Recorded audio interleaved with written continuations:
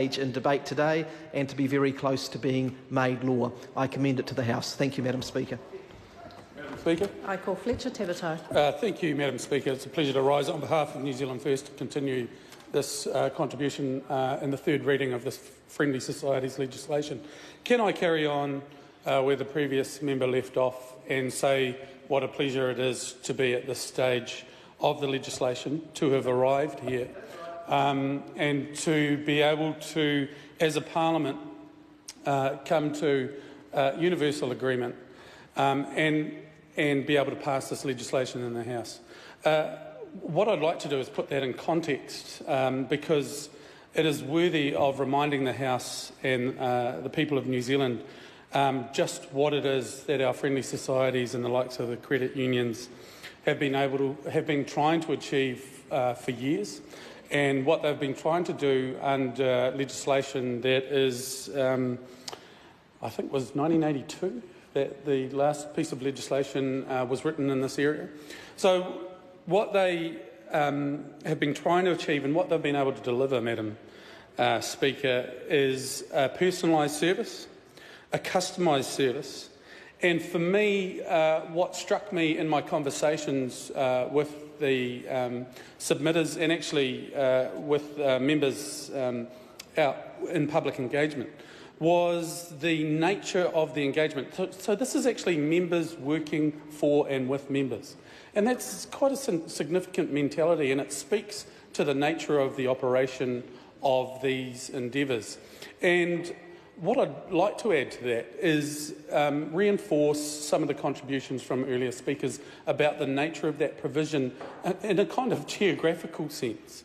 So when we talk about the provision of service by members for members, what we saw was that personalised service, and what we see in New Zealand is credit unions being incredibly successful in the smaller towns and provinces of our country, because essentially it is people working for and with people. And so that need was very much, has been a strong need over the decades and continues to be so. And I just wanted to take this opportunity in the House to commend those people, to commend those friendly societies for the work that they have done, and to remind the House and those listening that this affects nearly 200,000 direct customers of these credit unions, and to essentially celebrate that fact. So it's, as I said, Madam Speaker, it's great to be able to speak in support of this. Now, as I said, this is 36-year-old legislation, and they've been struggling. The businesses have been struggling to operate in what has become antiquated legislation, and so for quite a while, actually, the membership, those representing the friendly societies, have tried to engage with politicians on both sides of the House. And so in that, I think what we saw when it finally made it to Select Committee, and it's controversial the way it made it there, but this is not the time to bring that up. It got there, and we're here now, and that's worthy of celebration. I think what we saw in Select Committee was the membership of the Select Committee, of which I was privileged to be a part of in the last term and continue to be so now, was this unanimous drive to see good outcomes for the societies. So we agreed in principle that the evolution of the legislation was necessary, and the question was, how do we get there? And so initially this legislation came before the House, or tried to come before the House, in an omnibus piece of legislation which was supposed to be non-contentious. Then we found out that some of the membership did have issues with the legislation.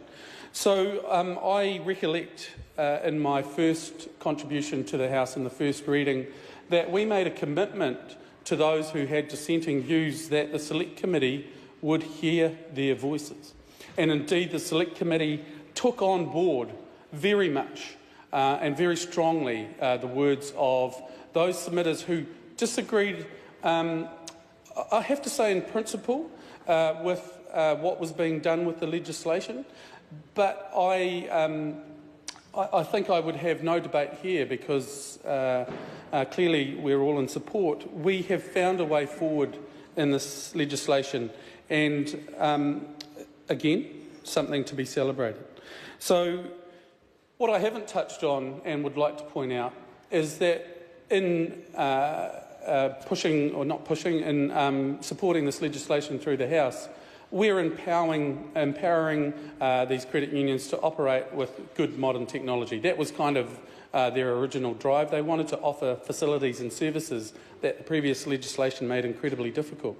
And so for New Zealand First, in particular, in opposition and now in government, I think that's something to be celebrated, where we have New Zealand firms and New Zealand money being empowered to work for New Zealand people. It's good old-fashioned competition in the banking industry and something to be celebrated. And I, wish them all the best in their endeavours to be good competitors for our banks. As the previous speaker noted, they're not trying to be direct competitors, and they are constrained in the way that they can lend money. But what we do need to acknowledge is that one of those restrictions, Madam Speaker, was a member of a credit union would go in and talk to the manager there and say, I'd like to borrow some money for my plumbing service. I'd like to buy a new van, for example, and I need to take a loan out. Stop interrupting my flow, Mr. Bailey. They want to take out a loan on some capital investment for their small business. Be quiet. And what the credit unions were having to do was create workarounds so that they actually, because they couldn't lend to the business entity itself, they had to lend to the individual, and it made it very difficult and in fact created kind of obscure tax liabilities as often as not for both the credit union and the business operation.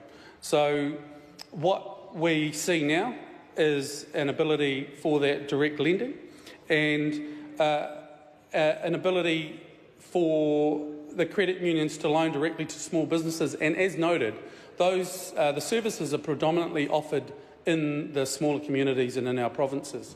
So this is a great outcome for these credit unions who want to be able to offer more to their customers.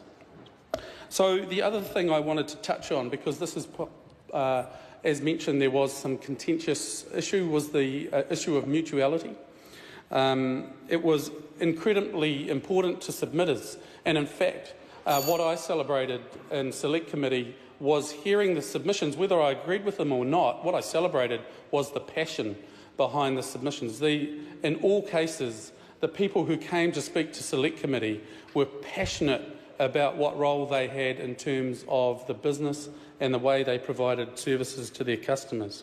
Now, what we have done, what the Select Committee has done and what this House does through this legislation is make it very clear in the legislation that this continues to be an endeavour under mutuality and will continue to be so, and we believe makes it very clear to those who are passionate about that aspect of their business that they can and must operate in that way going forward.